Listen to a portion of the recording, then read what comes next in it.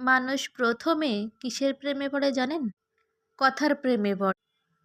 তার কথা বলার ধরন, তার কথা বলার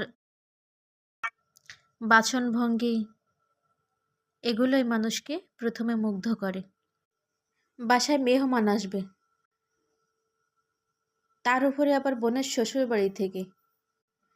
গ্রামের মানুষ খুবই অতিথিপরায়ণ। আর যদি হয় মেয়ের শ্বশুরবাড়ি থেকে, তাহলে তো কোনো কথাই নেই। কিভাবে যত্ন করলে হয়, কি খাইতে দিলে হয়, এসব চিন্তায় আর ঘুম হারাম হয়ে যায়।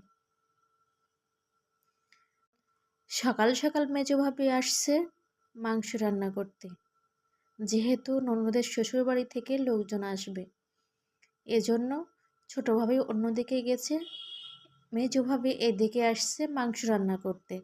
তার জন্য প্রথমে মাংসগুলো পরিষ্কার করে একটা পাতিলে নিয়ে মশলাগুলো দিয়ে দিচ্ছে এক এক করে। পেঁয়াজ, হলুদ, লবণ যা যা লাগে সবই দিয়ে দিচ্ছে। এবার আর দিয়ে এটা বেশ ভালো করে মাখিয়ে নিবে, মাখিয়ে কিছুক্ষণের জন্য রেখে দেওয়া হবে। এভাবে মাংস রান্না করলে খুবই মজা লাগে।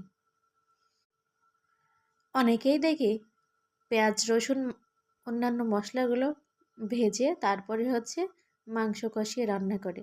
তবে এভাবেও রান্না করলে অনেক মজা হয়।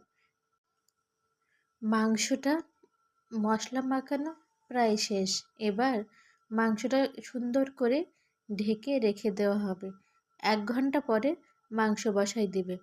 এই যে মাংস বসিয়ে দিয়েছে, মাংস প্রায় শেষের পথে, রান্না শেষের পথে। দেখেন কালারটা কত সুন্দর আসছে।